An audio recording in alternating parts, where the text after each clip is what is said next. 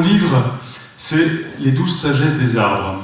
Et un petit peu, dans ce livre, j'ai eu envie de partager comment les arbres nous aident à vivre, tout simplement. Comment ils peuvent nous inspirer par leur façon d'être et leur façon eux-mêmes de vivre, de survivre, de guérir, etc. Leur rythme, etc. Et ce moment qu'on va vivre ensemble, ces 50 minutes, ça sera en gros 4 parties. Une première partie où je vais vous raconter mais d'où vient tout ça, pourquoi j'emmène des gens dans la nature se ressourcer dans des randos lyriques. J'en ai fait une hier justement à Besançon, pour ça que j'ai pas pu venir en faire une ici. Voilà, je fais ça tous les week-ends depuis quelques mois maintenant, depuis quelques années. Alors, qu'est-ce qui m'a amené à avoir envie de partager de façon aussi intense ce que les arbres nous offrent, ce qu'ils sont, et même la philosophie, voire la métaphysique qui se cache derrière leur présence. Donc une première partie où je raconterai ce cheminement, parce que je crois que ça a son importance pour la suite. Une deuxième partie où ce sera très concrètement les arbres eux-mêmes. Ben voilà, peut-être des observations que vous aurez faites. Quel est mon regard par rapport à ça, et peut-être que ça vous parlera pour certains aspects. Donc une deuxième partie, concrètement, voilà, des façons de vivre des arbres. Troisième partie, pour moi le noyau du pourquoi et comment j'ai compris la façon dont les arbres sont si utiles et si importants de par ce qu'ils sont. Et ça, j'en parlerai, c'est vraiment le noyau de ce que j'ai envie de partager, et que j'ai appris notamment chez des peuples premiers, comme les Amérindiens au Québec, chez les Wendat-Hurons. Ça, je vous en parlerai dans la première partie, comment j'ai atterri chez eux. Et puis une dernière partie interactive. Là, je vous vois un peu pâlir, mais il se trouve que je suis forestier, mais je suis aussi chanteur d'opéra. Et donc, vous allez comprendre ce que c'est aussi un petit peu une rando lyrique, et comment je fais de la sylvothérapie en y mettant du chant dessus. Ça devient de la sylvothérapie. On fera un petit moment, si vous avez envie, ceux qui ont envie, pour partager un moment interactif ensemble. Si vous avez des questions ensuite, ce sera le moment. Et puis, j'ai un petit film de 10 minutes qui illustrera ce que sont les randos lyriques, la sylvothérapie. C'est un film que le réalisateur Olivier Depardieu a eu la gentillesse de faire avec moi, qui dure 10 minutes. En forêt du Gavre, puisque je vis à Nantes en ce moment, donc c'est dans la région nantaise, à 30 km. Donc voilà, je vous raconte un petit peu ce parcours et ce qui m'amène à vivre ces merveilleux partages dans celui d'aujourd'hui. Je suis né en Lorraine, donc la Lorraine, un peu comme ici, c'est une région très forestière, donc je suis tout le temps en forêt. Et le petit garçon que je suis, il est un peu mélancolique, et il a vraiment tout le temps envie, chaque soir, d'aller faire un tour, avec certains copains arbres déjà. Je sais que je leur parlais. Je ne savais pas trop pourquoi, mais c'était déjà source de bien-être dans mon enfance. Leurs écorces ont accueilli mes joies, et ils ont accueilli aussi certaines de mes larmes. Ils ont épongé certaines de mes larmes. Donc voilà, ça commence comme ça en Lorraine. Les vacances dans les Vosges, avec mon grand-père, des souvenirs que peut-être chacun d'entre nous a, des souvenirs d'enfance et de bien-être d'enfance.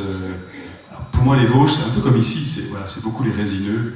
Je me sentais vivant par rapport à ces odeurs, ces effluves, ces huiles essentielles qui nous enveloppaient. Donc 2 mois les vacances dans les Vosges. Tout naturellement, ben voilà, j'ai envie de devenir forestier. C'est vraiment ma passion, une de mes passions.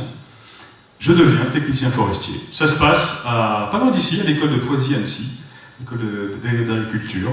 Donc je viens passer 2 ans en Haute-Savoie avec grand plaisir. C'est là que naît ma vie de forestier. Donc ça commence.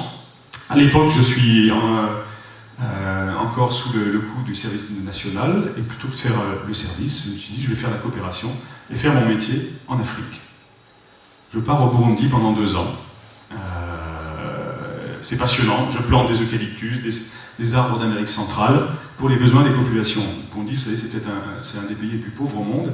Et rien que pour créer du bois de chauffage pour la cuisson, du riz, qui est là-bas une des bases alimentaires, on ne peut pas manger de riz sans cuisson. Donc il y avait des besoins énormes de bois, de bois de chauffage, curieusement. Donc je vis 2 années absolument exceptionnelles. Sauf que là, il se passe un truc qui va me faire assez mal tourner. Je découvre que j'ai une voix de ténor. Et à la chorale de Bujumbura. Le hasard absolument incroyable d'un copain qui me dit tiens, on a besoin d'hommes comme dans beaucoup de chorales, je ne sais pas si certains parmi nous chantent, il manque toujours des hommes, et je me retrouve à la chorale de Bujumbura. Le chef de chœur me dit vous avez une vraie voix de ténor, tu fais ce que tu veux avec ça. Bon, voilà. La vie se passe au Burundi, je continue ma vie de forestier, que j'adore. Je rentre en France sur un poste à Carcassonne, là pour conseiller les propriétaires forestiers dans la forêt privée. Comment dire, la protection contre les feux de forêt dans le département de l'Aude. Et aussi je travaille au Canada et pendant 6 mois. Là je m'occupe de la prédation des bébés caribous dans le parc de la Gaspésie. Voilà, ça rejoint la forêt parce que s'il y a trop de bébés caribous, s'il y a une prolifération de cervidés, vous en savez peut-être quelque chose ici, et bien voilà, la forêt en pâtit. Donc il fallait trouver l'équilibre entre les prédateurs, qui étaient le coyote et l'ours noir, par rapport aux bébés caribous qui eux-mêmes disparaissaient dans ce parc. Voilà, donc des expériences très diverses, passionnantes, dans le monde de la nature et de la forêt. Sauf qu'il se confirme, je prends des cours de chant à Toulouse, puisque j'étais à Carcassonne, il se confirme que j'ai une voix de ténor. Vraiment. Donc je décide de tenter le coup. Voilà, j'aime la musique depuis tout petit aussi, c'est ma deuxième passion. Je pars dans cette direction, je laisse mon métier de forestier et je pars. Je raconte tout ça parce que ça a son importance pour la suite. Je pars au conservatoire à 26 ans, etc. 6 ans après, je deviens professionnel du chant dans les chœurs d'opéra de Monte-Carlo. Puis après, c'est tout bonus. Des petits rôles, je gagne des concours en Autriche, j'ai des agents artistiques là-bas. Et c'est des premiers rôles. Donc je chante beaucoup de premiers rôles en Suisse, en Allemagne, en Autriche, très peu en France. Et je suis comme happé dans un autre système. J'oublie un peu la forêt en attendant.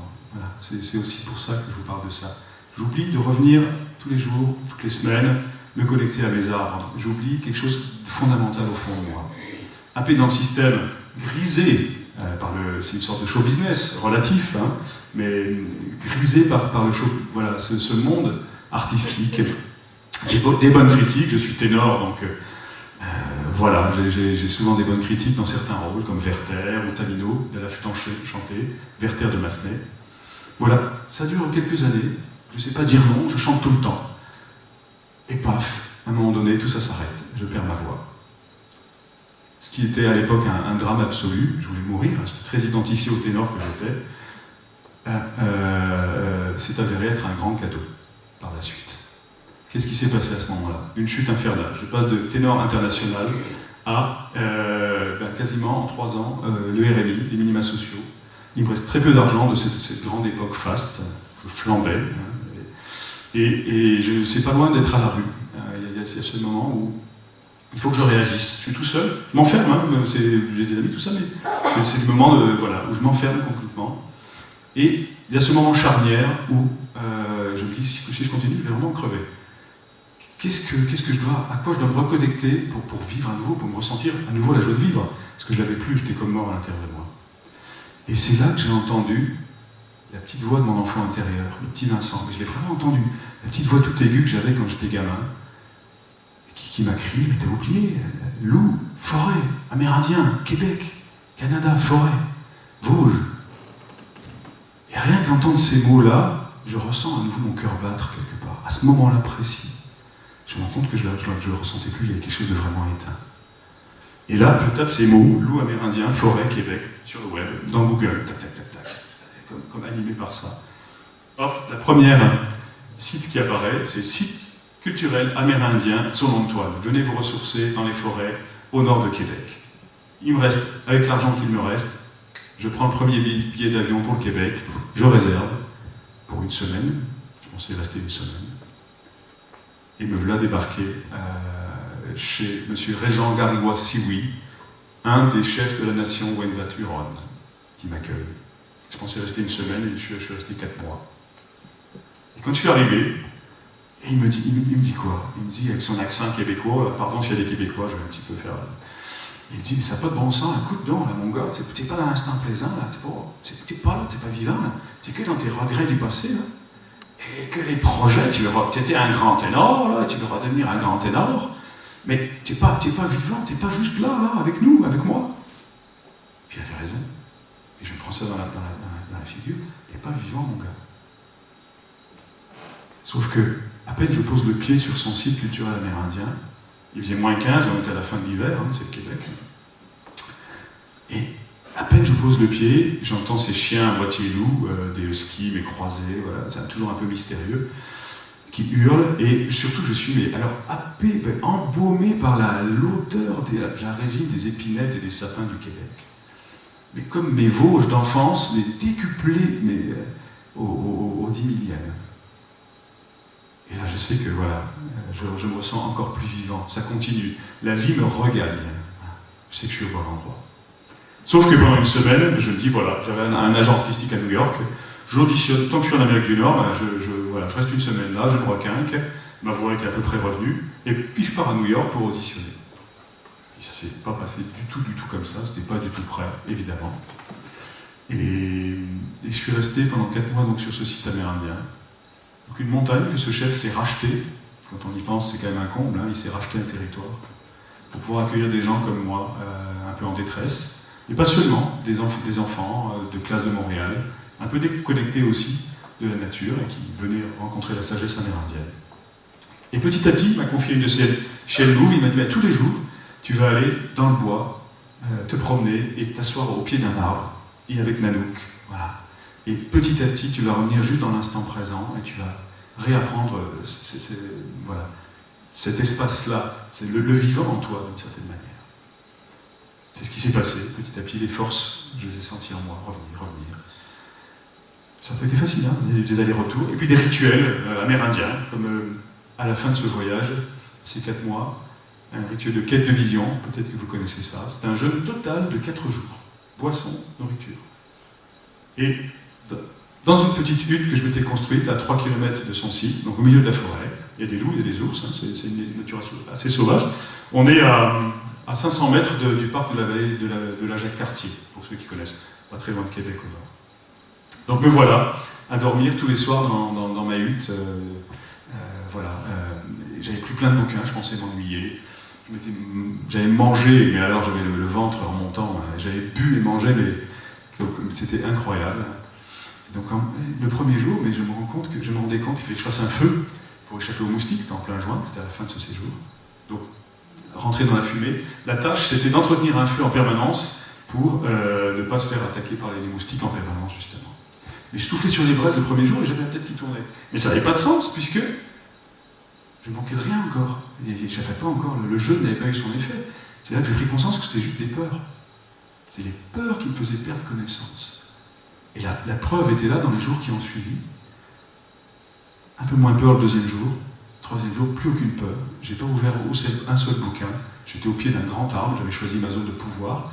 On appelle ça comme ça pour ce rituel-là. Et petit à petit, je manquais un peu d'eau, un peu de nourriture, mais dans le fond, c'était pas si terrible que ça. Je découvrais un autre espace, une autre énergie, beaucoup plus profonde qui est apparue. C'était plus physique, c'était plus musculaire, ça n'avait plus rien à voir. Et tout d'un coup, je me sentais mais d'une intensité de juste vivant dans l'instant. Chaque mouvement de ma main, pour aller toucher une écorce, je goûtais chaque micro-mouvement du doigt, je sentais la pulsation, j'étais en connexion avec mon air dans les narines, j'étais en même temps avec mes pieds nus pendant 4 jours sur la terre, avec mes appuis, le contact de ma matière avec la matière extérieure. Tout ça était extrêmement présent en sensation interne. C'était juste une joie pure d'être vivant. Et là, j'ai découvert, grâce aux arbres, grâce à cette nature, qu'on a besoin de rien d'extérieur pour nous stimuler, pour notre bonheur. C'est une illusion, ce truc-là. La joie de vivre, elle est là à l'intérieur de nous. Et les arbres, qui sont de la présence pure, nous communiquent ça de façon naturelle. Je voulais arriver à ce moment-là parce que c'est pour moi le vécu fondamental, le moment où je me suis senti le plus vivant dans ma vie. Et quelque part, c'est ce que je partage maintenant dans mes randonnées lyriques. Un concentré en 3 heures, une journée, 2 jours, bientôt 5 jours, de pratique de l'instant présent, accompagné par ces arbres. Alors ces arbres, de quelle manière ils nous inspirent? Au fil des observations que j'ai faites, notamment au Québec et puis depuis tout petit, je les regarde vivre, simplement. Et qu'est-ce qu'ils nous racontent? Par exemple, qui suivent les rythmes des saisons. Quelque part, nous, les humains, on l'oublie. Un arbre, il ne va jamais fructifier, faire des fruits en hiver. Il ne va jamais bosser comme un fou en hiver. Il va savoir se reposer dans les moments où le contexte naturel l'amène à se reposer. Pourquoi nous, les humains, on n'est quelquefois pas à l'écoute des rythmes de la nature, et même des repos naturels d'une journée, des rythmes d'une journée, avec des moments de croissance, des moments de repos. Souvent, on ne respecte pas ces moments de repos quand le corps nous appelle. Et j'en sais quelque chose, hein. Je suis tombé souvent sur scène, dans les pommes, je suis tombé plein de fois. Mon corps me l'a rappelé quand je ne suis pas avec lui et que je ne suis pas allé à son écoute. Et ça, les arbres sont extraordinaires pour nous ramener à ça. Ils nous le racontent, tout simplement. Voilà, les saisons. Ils savent se reposer, par exemple, en hiver. Ils savent perdre leurs feuilles, ils savent faire le bilan d'une année, laisser mourir certaines parties d'eux, les feuilles, pour la suite, pour ne pas se laisser alourdir de certaines choses du passé, tout le temps emmagasinées. Voilà. Une perpétuelle transformation.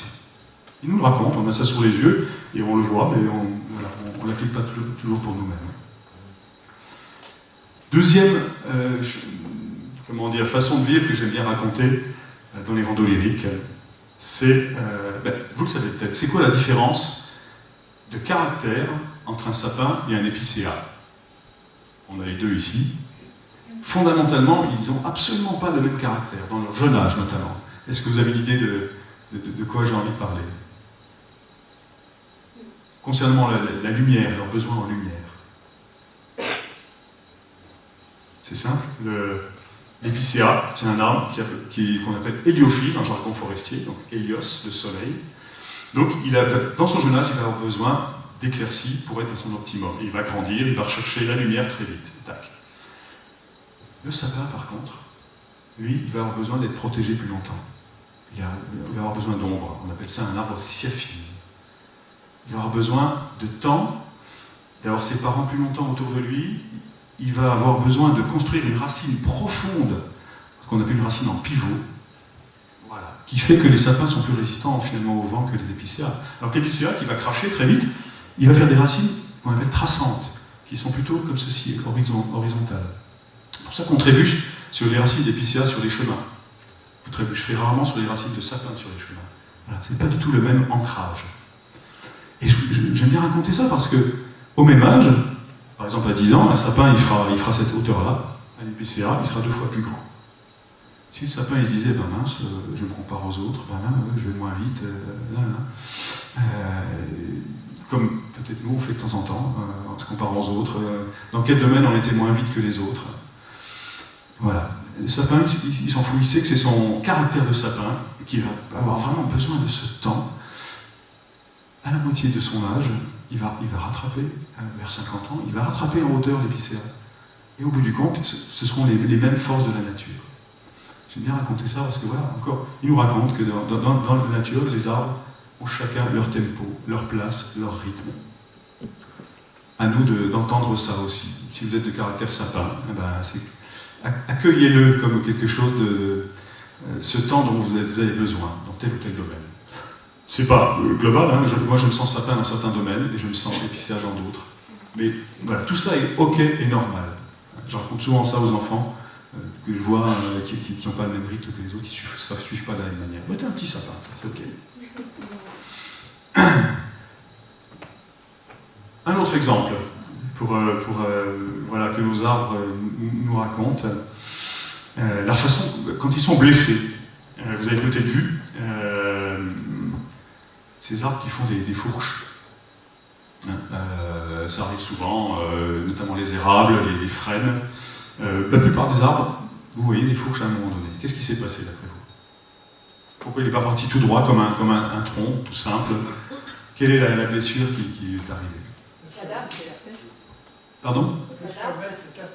Voilà, il s'adapte au sommet, le bourgeon terminal, qui a été, soit, si c'est assez bas, abruti par les cervidés, ils raffolent les cerfs ou les chevreuils des petits plants d'arbres et des bourgeons, le bourgeon terminal, c'est vraiment le meilleur.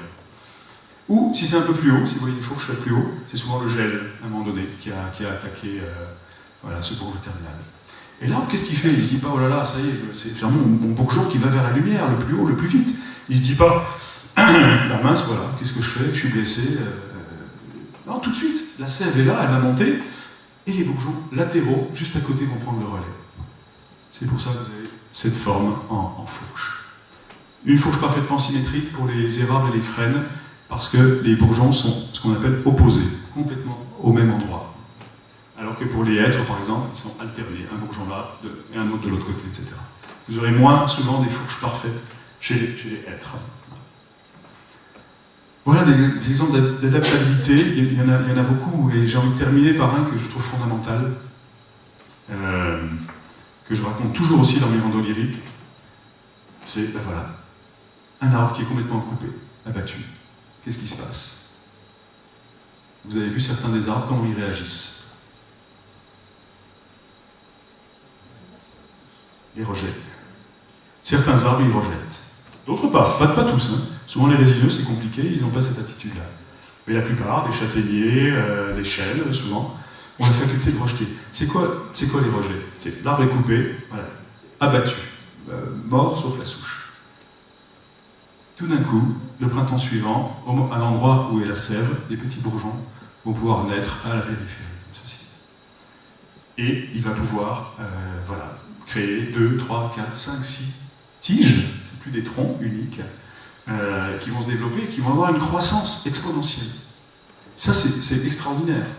Si cet arbre était resté attaché au tronc qu'il était, ben voilà, il ne se passe rien. Et il décide de repartir vers l'inconnu et la diversité. Et ce que les forestiers savent, parce que ça s'appelle la sylviculture du taillis, on le fait volontairement, c'est que la croissance des tiges qui sont issues comme ceci d'un abattage, qui viennent de la souche, est presque 2 fois plus grande que s'il était resté un tronc, simplement. Donc voilà, résilience. Comment ça peut résonner chez nous? Est-ce qu'on n'a pas été à un moment donné abattu dans notre vie, avoir l'impression même qu'on est mort? Et pour donner l'exemple avec ce que j'ai vécu, j'étais un ténor international, j'étais juste ça, juste un tronc. Puis voilà, je suis tombé. Vraiment, ce sentiment d'être abattu. Et tant que je m'accrochais à ce ténor d'avant, j'essayais de le réanimer, j'ai fait des auditions, ça ne marchait pas, je restais accroché à ce qui était mort. Et puis à un moment donné, j'ai décidé de laisser la vie s'ouvrir, et tout d'un coup, un éditeur est venu à moi, j'ai écrit des livres, j'ai commencé à faire des conférences, j'ai commencé à partager par des cours de chant à l'université de Strasbourg, j'ai commencé à créer les randos lyriques. C'est venu à moi naturellement. Je me suis ouvert à cet inconnu et à toutes ces tiges, tous ces domaines de la vie que je ne soupçonnais même pas avant d'être tombé en tant que tronc ténor. Peut-être que ça peut résonner pour vos moments à vous et vos transformations, vos changements à vous. J'ai envie de venir, je ne sais pas au niveau du timing du tout où est-ce qu'on en est. J'ai envie justement de venir à, pour moi, ce qui est l'essentiel de ce que les arbres ont à nous raconter, au-delà de leur façon de vivre. C'est... Comment vous dire? Qu'est-ce qui est vivant dans un arbre? Qu'est-ce qui est vivant dans un tronc? Pour résumer, voilà, évidemment les feuilles et ça. Mais quelle est la partie vivante dans un tronc? La sève. La sève, absolument. Et elle se situe où? Dans le tronc. À l'extérieur. La résine. Entre l'écorce et la... Non, pas la résine. Ça, c'est propre aux résineux, c'est différent de la sève. Mais effectivement, elle est à la périphérie. Vous avez juste sous l'écorce, effectivement. Donc ce que l'arbre nous raconte, c'est que, et c'est donc le cerne de l'année, hein, c'est vraiment le cerne de l'année. Et en fait, dans le cœur, est-ce que c'est vivant d'après vous, à l'intérieur de l'arbre? Oui. C'est complètement mort depuis longtemps. La partie vivante de l'arbre, c'est vraiment uniquement le cerne de l'année et un petit peu la petite couche. Alors, le cerne de l'année, on appelle ça le cambium. C'est aussi intéressant de voir que les botanistes ont appelé ça changement pour ce qui est vivant dans l'arbre au maximum. Changement éphémère, ce côté-là. C'est pour ça que c'est si fragile. C'est pour ça que c'est si fragile, et en même temps, c'est pour ça que c'est si fort. Je vais vous dire pourquoi. Donc, juste en dessous, si on va vers le cœur, le centre de l'arbre, donc vous avez votre cambium, c'est juste ce cerne de l'année. À l'intérieur, vous avez ce qu'on appelle l'aubier, qui est du cambium des années précédentes, en train de mourir, déjà mort ou en train de mourir. Voilà, pas très épais. Et au centre, le vrai cœur du bois, c'est ce qu'on appelle le duramen. Et là, c'est complètement mort. Il n'y a plus de sève, il n'y a plus rien du tout dedans. Si on va de l'autre côté, vers l'écorce, vous avez notre cambium, le cerne de l'année, et puis vous avez encore une partie un peu vivante et en train de mourir, qui s'appelle le libère. Et puis l'écorce qu'on appelle le subère, et qui est morte, qui est protectrice, mais qui, elle aussi, ce sont des tissus morts. Donc en gros, dans un tronc, dans un arbre, la partie vivante, c'est 15%. Et pourquoi j'en viens à ça? L'arbre, il nous raconte que chaque année, c'est comme un cône inversé, comme ça, qui vient de vivant, de l'instant, qui vient se poser sur le passé et qui est mort. Il nous raconte que le jus de la vie, c'est l'instant présent, de par sa constitution. C'est au-delà des sagesses. Ça, c'est les Amérindiens m'ont dit. Je suis allé aussi au Népal, les bouddhistes me l'ont dit. J'ai rencontré plein de sagesses qui en parlaient. Mais l'arbre, il nous le raconte dans sa matière. Ça, je trouve absolument... ça m'aide à comprendre pourquoi, et peut-être vous, ça vous aide à comprendre à quel point ils vous aident naturellement. Ils sont de la pure présence, et donc ils vous appellent, si vous autorisez ça, à votre propre présence. Et ça explique aussi alors, pourquoi ils sont forts. Sandrine, je vous ai dit ça tout à l'heure, parce que ça explique les arbres creux. Pourquoi les arbres... Vous avez peut-être rencontré des arbres creux, même certains, on peut rentrer dedans. Je sais qu'il y en a quelques-uns comme ça en Alsace. Ça nous raconte exactement que le vivant, c'est vraiment que la périphérie. Et il peut être vraiment creux. Il peut avoir un passé complètement pourri. Encore, pensez-y par rapport aux analogies avec nous les humains. Tant qu'il est dans le jus de l'instant présent, il est vivant intensément. Et il se constitue un nouveau socle, certes un peu fragile, puisque le passé est vide, ou pourri, ou compliqué, mais dans l'instant, il se reconstitue. Voilà, un socle de jeunesse et de vie la plus intense. Je sens que ça fait souvent beaucoup de bien quand je raconte ça au rando lyrique. Voilà, des enfants sont plus ou moins blessés. L'art nous raconte que l'instant présent et vraiment venir là est une des solutions pour sa propre résilience. Voilà ce que j'avais envie de partager avec vous pour les arbres. Est-ce que vous avez des questions par rapport à tout ça? Est-ce que c'est valable pour tous les arbres? Le côté, le cerf de nuit, absolument. Oui. C'est le propre des arbres. C'est très différent des tiges, hein, des plantes annuelles, qui elles se reconstituent annuellement. Là, c'est vraiment voilà, cet amoncellement de moments présents, et puis c'est vraiment que la vie qui est le jus de la vie intensément. C'est ce qui lui permet de chaque année de refaire une floraison, des bourgeons. C'est ce moment d'instant présent, justement. Absolument, oui, tout à fait. C'est cette base extérieure du cambium. Et vous imaginez en plus l'énergie qu'il déploie dans cet instant présent. Vous savez, il y a certains arbres, ils font 100 mètres de haut. C'est la hauteur de cathédrale quasiment. Hein. Et vous imaginez la puissance, la pompe qui doit emmener ça à 100 mètres d'altitude. C'est un être vivant. C'est pas de la pierre, c'est pas une montagne. Moi, je trouve ça absolument fascinant. J'ai un respect absolu pour ces êtres vivants et leur énergie. Et Douglas, que j'aime beaucoup, moi, parce que j'en parle beaucoup dans les randos lyriques, oui, c'est 110 mètres dans l'ouest américain. En France, 70 mètres. C'est phénoménal. Oui, monsieur. Oui, non, je vous avoue que là, sur le pin de Sambro, je ne vais pas avoir d'informations particulières. Vous l'avez identifié, vous l'avez rencontré, cet arbre?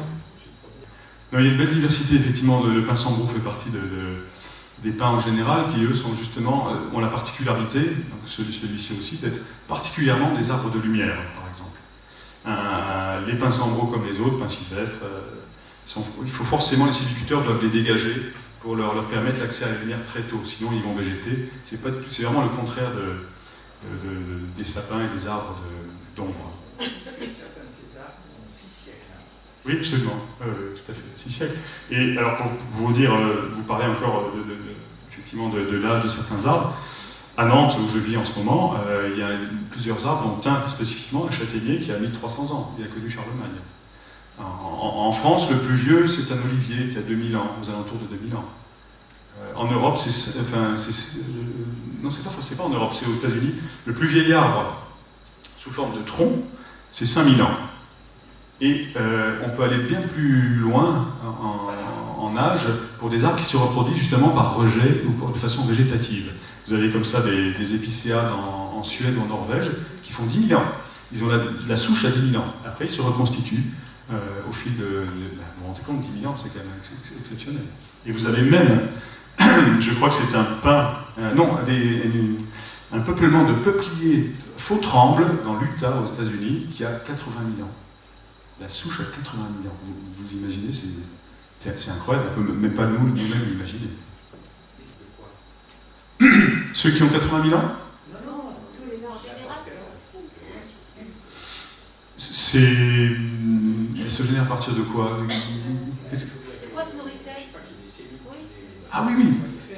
Oui, absolument. Ben, c'est ce phénomène de prolifération du cambium, hein, de l'oxydène, le bois, qui vient par le phénomène à la fois de la nourriture dans la terre, des nutriments, la richesse de terre, l'eau, et puis la lumière. C'est une espèce de symbiose entre terre et ciel, et qui fait que voilà, cette nourriture, c'est comme ça qu'ils se nourrissent. Souvent, ce qu'on ne sait pas, on pense à la photosynthèse pour l'arbre, c'est-à-dire cette faculté, grâce à la lumière qu'ont les feuilles, de transformer le CO2 en oxygène. L'arbre a aussi la même respiration que nous, dans l'autre sens. Sauf qu'il n'y a pas de poumon, il n'y a pas de, il n'y a pas de bouche, il n'y a pas d'organes respiratoires comme ça. Ça se fait juste simplement au niveau cellulaire. Et cette respiration-là, justement, pendant l'hiver, où la respiration de photosynthèse n'a plus lieu, parce qu'il n'y a plus de feuilles souvent, ou alors c'est très limité pour les résineux, pendant ce temps-là, il y a quand même la respiration dans l'autre sens, qui est plus similaire à la nôtre, cellulaire, qui continue à se vivre. Donc c'est aussi une forme de nourriture de cette manière-là. Vous savez que, justement, l'hiver, le danger pour l'arbre, c'est quoi le plus grand danger? Pourquoi il se dépouille de tout ça et il va au ralenti? C'est le gel. S'il restait de la sève en hiver, ce serait une catastrophe absolue, l'arbre exploserait. Donc c'est une espèce de... Oui, tout à fait. Et c'est une espèce de manière d'exister qui est absolument extraordinaire pour ça. Est-ce que ça en fait des êtres exceptionnels pour vous? Pour moi, ce sont des êtres de présence pure, c'est-à-dire qu'ils ont pour moi, en ce sens, ils sont exceptionnels, en ce sens, ils peuvent nous aider, ils n'ont pas de mental, comme nous on l'a. Ce qui nous détache de la présence, quelque part, ce qui nous fait des fois nous déconnecter, ben voilà, je l'ai vécu, vous l'avez sans doute vécu aussi, quand, avec notre mental, on projette, on est dans les regrets, on n'est pas dans l'instant. Sans rejeter le mental, mais l'arbre, il raconte vraiment cet espace infini de l'instant présent qui est là, qui du coup peut accueillir tous les autres phénomènes, notre mental, nos émotions, et tout le reste, les peurs, Si on est connecté à cet espace que j'appelle de l'être, qui est donc connecté à l'instant présent, on est comme l'océan qui accueille une rivière en furie. On ne se prend plus pour la rivière en furie. Par contre, le mental, c'est une forme de rivière en furie, ou une émotion. Quand on est l'eau, à quoi on se connecte? À l'océan ou à la rivière en furie. Et l'art nous raconte ça. L'instant présent, c'est cet espace fondamental, c'est l'océan, ou c'est l'immense espace qui peut accueillir les autres. Et du coup, on n'est plus embarqué. J'ai perdu une deuxième fois ma voix il y a 3 ans. C'était plus grave d'ailleurs, j'ai dû me faire opérer. C'était ok, chouette, qu'est-ce que je vais apprendre? Il y a encore un truc que je n'ai pas compris, qu'est-ce que je vais apprendre? Je suis allé à l'opération, même en me disant, bon, je suis même prêt à plus reparler, je vivrai autrement. Alors que la première fois, je voulais mourir, et c'était bien moins grave.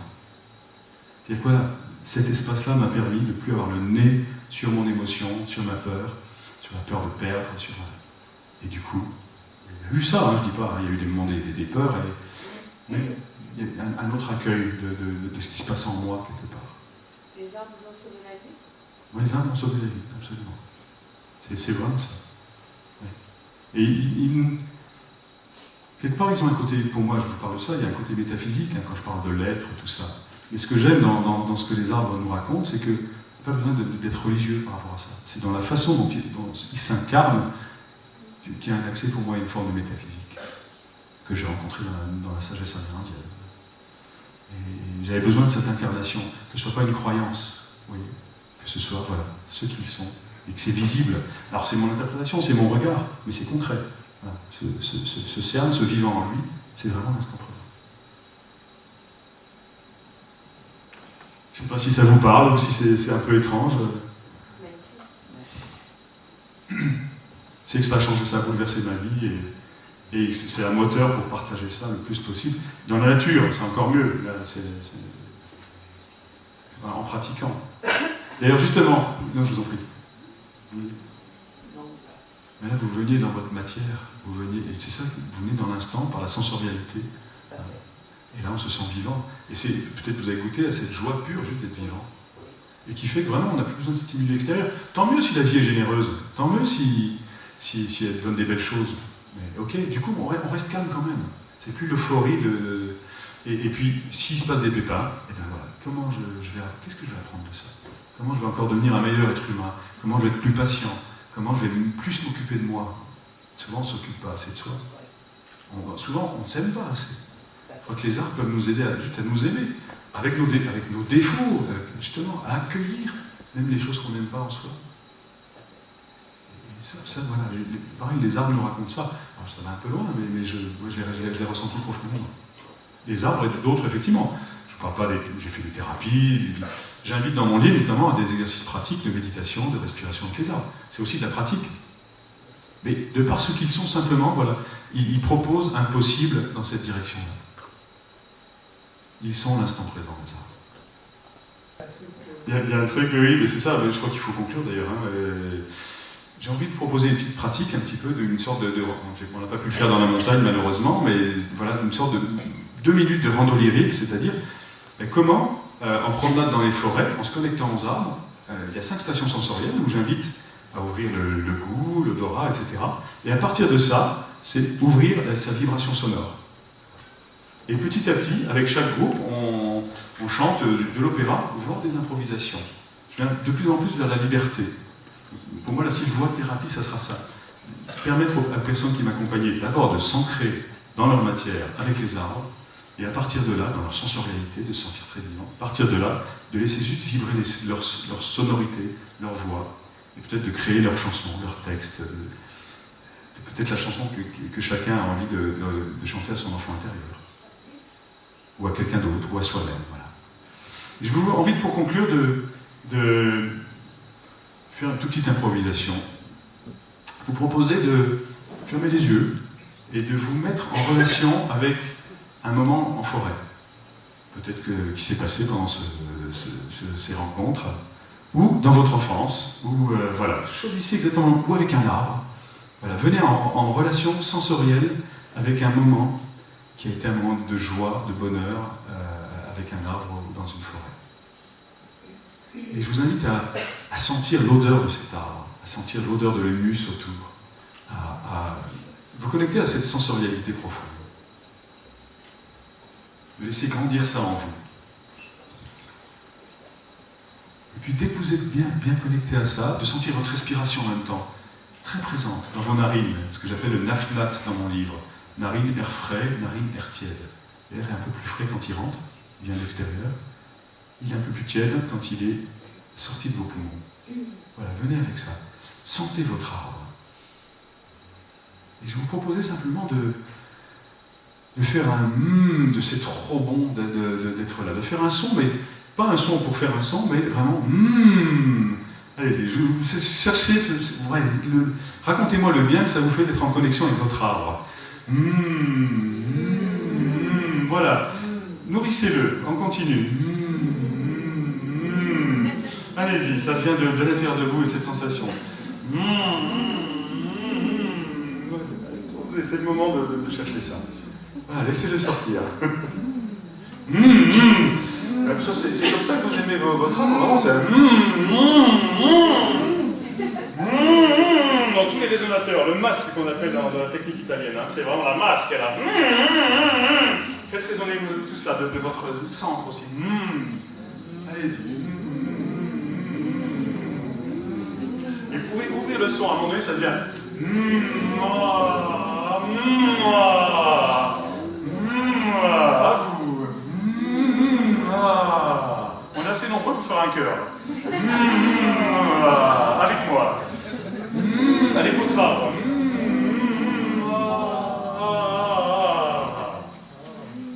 Maintenant, je vais vous proposer, pour terminer, en restant connecté à ça, de juste me faire un son comme ça ouvert, un peu bourdonnant.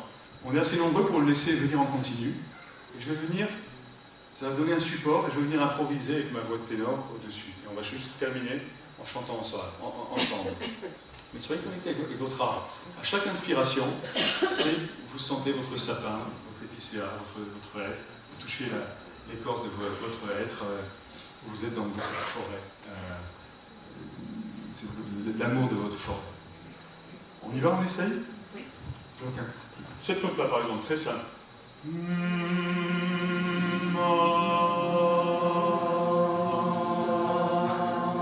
allez-y, on continue.